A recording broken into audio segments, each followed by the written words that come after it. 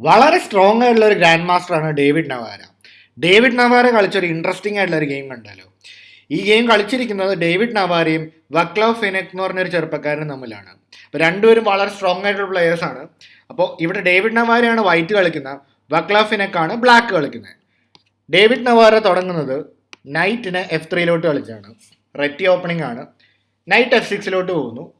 C4. അപ്പോൾ അത് English ഓപ്പണിങ്ങിൻ്റെ Anglo Indian Kings Knight variation ആണ്.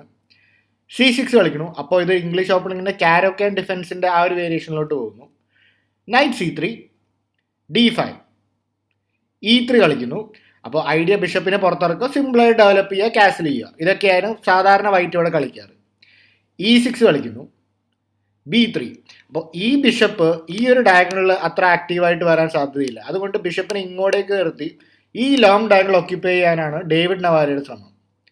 ബിഷപ്പ് D6 കളിക്കുന്നു. ബിഷപ്പ് B2 കളിക്കുന്നു. ബ്ലാക്ക് കാസിൽ ചെയ്യുന്നു. Bishop E2. അപ്പോൾ രണ്ട് ബിഷപ്പുകളും പുറത്തിറങ്ങി. ഇനി എന്താണ് പ്ലാൻ എന്ന് നോക്കാം. Night BD7, queen C2, ക്വീനെ E7 കളിച്ചു. ഒരു പക്ഷേ ഇതിൻ്റെ ഐഡിയ ഈ ക്യൂനും ബിഷപ്പും കൂടെ വന്നിട്ട് ഇവിടേക്ക് വന്ന് വേണമെങ്കിൽ ഒന്ന് പണി കൊടുക്കാം, വേണമെങ്കിൽ ഇപ്പോൾ ക്യൂൻ സൈഡൊക്കെ കാസിൽ പോകണമെങ്കിൽ. പക്ഷേ ഇവിടെ വൈറ്റ് കളിക്കുന്നത്, ഡേവിഡ് നവാര കളിക്കുന്നത് റൂക്ക് G1. സാധാ പോലെയുള്ള കാസിലിംഗ് മൂവ് ഒന്നും ഇവിടെ കളിക്കുന്നില്ല, അല്ലെങ്കിൽ A3 പോലത്തെ പാസീവ് മൂവ് ഒന്നും കളിക്കാൻ ഇവിടെ നവാരയ്ക്ക് താല്പര്യമില്ല.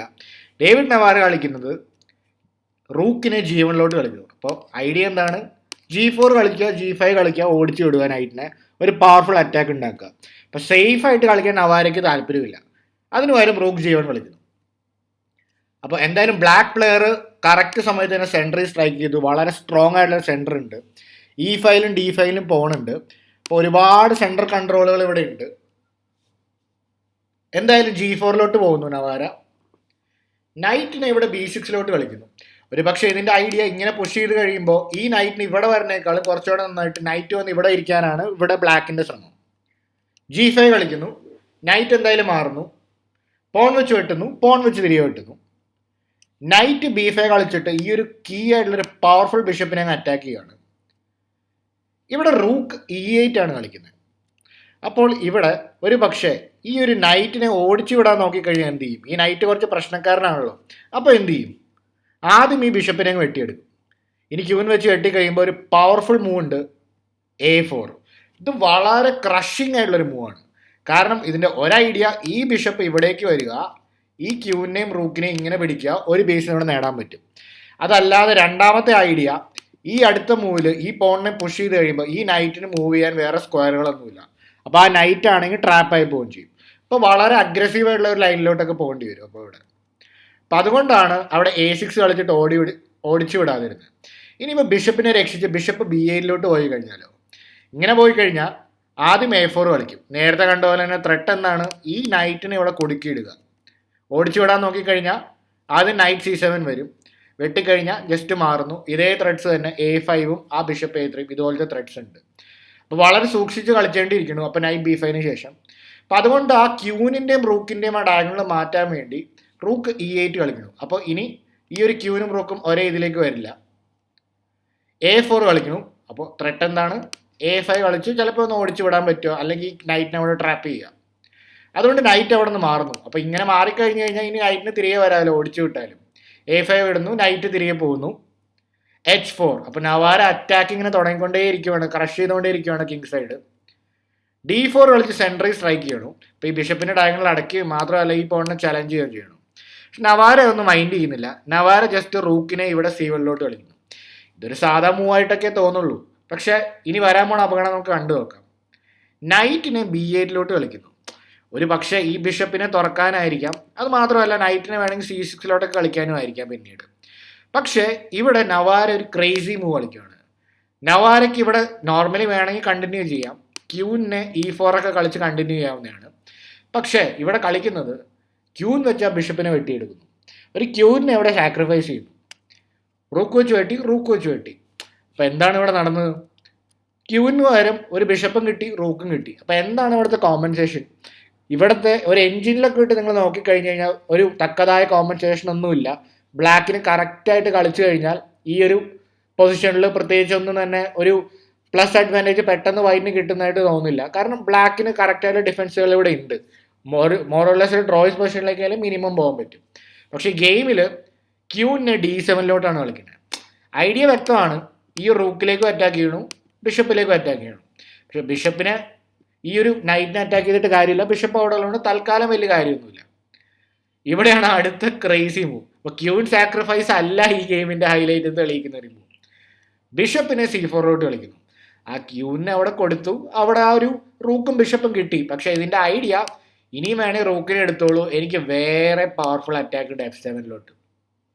പക്ഷെ വ്യക്തമല്ലല്ലോ, F7 നേരെ അറ്റാക്ക് ചെയ്തിട്ട് ഇപ്പോൾ എന്താ കാര്യം? ഇപ്പോൾ ഒരു പക്ഷേ G6 ആണ് ഇവിടെ കളിയിൽ കിടക്കുന്നത്. ഇനി ഇതല്ലാതെ ക്യൂൻ വെച്ച് റൂക്കിനെ വെട്ടിയാലോ?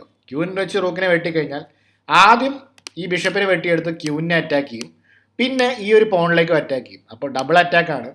ഇനി ഒരു കുറേ ഡിസ്കവർ ചെക്കുകൾ വരാൻ പോവാണ്. ക്യൂ മാറിക്കഴിഞ്ഞ് കഴിഞ്ഞാൽ നൈറ്റ് വെച്ചിട്ട് ഒരു പോണിനെ വെട്ടിയെടുക്കും. ഇനിയിപ്പോൾ എന്ത് തന്നെ കളിച്ചാലും ഇപ്പോൾ നൈറ്റ് C6 നോർമൽ മൂവ് കളിച്ച് കഴിഞ്ഞാൽ ഇവിടെ വന്ന് ആദ്യം പോണിനെ വെട്ടിയെടുക്കും. കിങ് മാറി, നൈറ്റ് F7 ചെക്ക്, കിങ് വീണ്ടും മാറുന്നു, നൈറ്റ് ഇവിടേക്ക് കളിക്കാം, ഇവിടേക്ക് മാറുന്നു. ഇതുപോലത്തെ കുറേ റെപ്പിറ്റേഷൻ, കുറച്ച് പ്ലസ് പൊസിഷൻസ് കിട്ടാം. കിങ് മാറിക്കഴിയുമ്പോൾ മറ്റേ നൈറ്റുമായിട്ട് കളിയിലേക്ക് വരാം. അപ്പോൾ ഇവിടെ ഓൾറെഡി ഒരുപാട് ത്രെഡ്സ് ഉണ്ട്. നൈറ്റ് വെച്ചിട്ട് ഒരു ചെക്ക് കൊടുക്കുക, മാത്രമല്ല ഇത് ഡബിൾ വെച്ചിട്ട് ഒരു ചെക്ക് മേറ്റ് ചെയ്യാനൊക്കെ. ഇപ്പോൾ ലെറ്റ്സ് ഒരു റാൻഡം മൂവ് കളിച്ചെന്നൊക്കെ വയ്ക്കുക. ഇവിടെ ഈ പൊസിഷനിൽ ക്രഷിങ് ബ്ലോ ഉണ്ട്. ഇവിടെ മാറിക്കഴിയുമ്പോൾ ഇനിയിപ്പോൾ ആകെയുള്ള മൂവ് ഇതാണ്. അപ്പോൾ ഇനി എന്ത് ചെയ്യും? ഇങ്ങനത്തെ മൂവ്സ് ഉണ്ട്. അപ്പോൾ ഈ സമയത്ത് ഇവിടെ ക്യൂൺ തന്നെ കൊടുക്കേണ്ടി വരും, അല്ലെ ചെക്ക് മേറ്റ് ആയി പോകും. അപ്പോൾ ഇതുപോലത്തെ ക്രേസി ത്രെഡ്സ് ഉണ്ട് ഈ ഒരു മൂവിന് ശേഷം. അപ്പോൾ അതുകൊണ്ട് ഇപ്പോൾ ഇങ്ങനെ വെട്ടിയെടുത്ത് കഴിഞ്ഞാലോ, ഇങ്ങനെ വന്ന് വീണ്ടും ചെക്ക് കൊടുത്ത് ഇവിടെ മാറിക്കഴിയുമ്പോൾ ഇവിടെയും ഇങ്ങനെ ഒരു മൂവ് ഉണ്ട്. ഇപ്പോൾ ഇങ്ങോട്ട് മാറിക്കഴിഞ്ഞാൽ റൂക്ക് G4 എന്നൊരു മൂവ് കളിക്കാം. അപ്പോൾ വേറെ എന്താ ചെയ്യാൻ പറ്റുക? ഇപ്പോൾ ഈ ഒരു നൈറ്റിനെ വെട്ടിയെടുത്താൽ എന്തെങ്കിലും കുഴപ്പമുണ്ടോ? വെട്ടിയെടുത്ത് കഴിഞ്ഞാൽ ബിഷപ്പ് വെച്ച് ഒരു ചെക്ക് കൊടുക്കും. ഇനിയിപ്പോൾ ഒന്നും ചെയ്യാനില്ല, ക്യൂൻ വെച്ച് തന്നെ മറക്കേണ്ടി വരും. അപ്പോൾ ഇതെന്തായാലും വൈറ്റ് ജയിക്കും. അപ്പം അതുകൊണ്ട് ഈ കോംപ്ലിക്കേഷൻസിലോട്ട് ഒന്നും പോകുന്നില്ല. അപ്പം അതുകൊണ്ട് തന്നെ ഈ ഒരു പൊസിഷനിലാണ് നമ്മളിവിടെ കളിക്കുന്നത്. ബിഷപ്പ് C4 ശേഷം റൂക്ക് എടുക്കുന്നില്ല, അതിന് പകരം G6 കളിക്കുന്നു. ഇവിടെ നവാര കണ്ടിന്യൂ ചെയ്യുന്നത് H5. അപ്പോൾ വീണ്ടും H5 ഇവിടെ തുറക്കാനാണ്. A6 കളിച്ച് നൈറ്റിനെ ഓടിക്കാൻ നോക്കുന്നു. നൈറ്റ് വെച്ച് ബിഷപ്പിനെ വെട്ടിയെടുക്കുന്നു. ക്യൂൻ വെച്ച് നൈറ്റിനെ വെട്ടുന്നു. പോൺ വെച്ച് വെട്ടുന്നു. റൂക്കിന് നല്ലൊരു ഓപ്പൺ ഫയൽ കിട്ടിക്കഴിഞ്ഞു.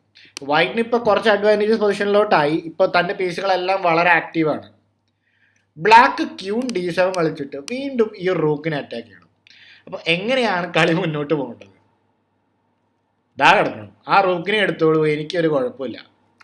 എനിക്ക് അതല്ലാതെയുള്ള അറ്റാക്ക്, ഈ F7 അറ്റാക്ക് മതി. നവാര വീണ്ടും മാജിക് സൃഷ്ടിച്ചുകൊണ്ടിരിക്കുകയാണ്. എന്തായാലും ഇവിടെ റൂക്കിനെ വെട്ടിയെടുത്തു ഫൈനലി. ഇവിടെ ആദ്യം നൈറ്റ് ടെക്സ് F7, ബിഷപ്പ് വെച്ച് എടുത്തു കഴിഞ്ഞാൽ പ്രത്യേകിച്ച് ഇവിടെ ജസ്റ്റ് കിങ് താഴേക്ക് ഇറങ്ങുന്നേ ഉള്ളൂ. അപ്പോൾ അതുകൊണ്ട് നൈറ്റ് ടെക്സ് F7 ഇവിടെയാണ്. അപ്പോൾ ഇവിടെ ഓൾറെഡി ഇങ്ങനെ ഒരു മൂവിന് ശേഷം ഉള്ള മേറ്റിംഗ് ത്രെട്ട് വളരെയധികം ഭയാനകമാണ്. കാരണം എന്താണ്? ഇവിടെ ഒരു ചെക്ക് മേറ്റ് ഉണ്ട്. ഈ ചെക്ക് മേറ്റ് തടയാൻ ഒരു നിവൃത്തിയില്ലാത്തൊരവസ്ഥയാണ്. ഈ ഒരു നൈറ്റ് ആണെങ്കിൽ ഇവിടെ കംപ്ലീറ്റ്ലി ഒരു ബിഷപ്പിൻ്റെ പരിധിയിലാണ്. അപ്പോൾ ഇവിടെ ഓൾമോസ്റ്റ് ഒരു ലൂസിങ് പൊസിഷനിലോട്ടാണ് പോകുന്നത്. അപ്പോൾ അതുകൊണ്ട് ഇവിടെ ബ്ലാക്കും ക്യൂവിനെ കൊടുത്തു. അപ്പോൾ ഓക്കെ, ക്യൂവിനെ നേരെ വെട്ടിക്കഴിഞ്ഞ് കഴിഞ്ഞാൽ ഇപ്പം തിരിച്ചാൽ നൈറ്റിനെ വെട്ടാം. അപ്പോൾ അതുകൊണ്ട് ആദ്യം ചെക്ക് കൊടുക്കണം. വെട്ടിക്കഴിയുമ്പോൾ ഇനിയാണ് ക്യൂവിനെ എടുക്കുന്നത്. നൈറ്റ് C6, ഇവിടെ നൈറ്റ് F5 വെച്ച് ചെക്ക്, കിങ് മാറുന്നു. നൈറ്റ് വെച്ച് ആ പോണിനെയും കൂടെ വെട്ടിയെടുക്കുന്നു. നൈറ്റ് ടേക്സ് A5 കളിക്കുന്നു, D3. അപ്പോൾ ഈ ഒരു പൊസിഷനിൽ ഇവിടെ ബ്ലാക്ക് പ്ലെയർ ഇവിടെ റിസൈൻ ചെയ്യുകയാണ്. കാരണം വേറൊന്നുമല്ല, ഇപ്പോൾ ഓൾറെഡി ഇവിടെ 2 പോൺസ് കൂടുതലാണ്. ഇവിടെ 3 പോണിന് എതിരെ 5 പോൺസ് ആണ്. പിന്നെ ഒരു ബിഷപ്പ്, ഈ നൈറ്റ്, ഈ ഒരു ബിഷപ്പൊക്കെ വളരെ ആക്റ്റീവായിട്ടുള്ളൊരു ബിഷപ്പാണ്. ഈ നൈറ്റും റൂക്കും കൂടെയുള്ള ഈ ബാരിയർ ഇതൊക്കെ ഉള്ളപ്പോൾ ഇതിനെതിരെ പിടിച്ചേക്കാൻ ബ്ലാക്കിന് ഭയങ്കര ബുദ്ധിമുട്ടായിരിക്കും. അപ്പോൾ അതുകൊണ്ട് ബ്ലാക്ക് ഇവിടെ റിസൈൻ ചെയ്തു. അങ്ങനെ നവാരയുടെ ഒരു ലെജൻഡറി ഗെയിം നമുക്കിവിടെ കാണാൻ പറ്റി. അപ്പോൾ ഈ ഗെയിം എങ്ങനെയാണെന്ന് നിങ്ങൾ കമൻറ്റ് ചെയ്യുക. കൂടുതൽ ഇൻട്രസ്റ്റിംഗ് ഗെയിംസ് ആയിട്ട് നമുക്ക് വീണ്ടും കാണാം, അടുത്ത വീഡിയോയിൽ കാണാം.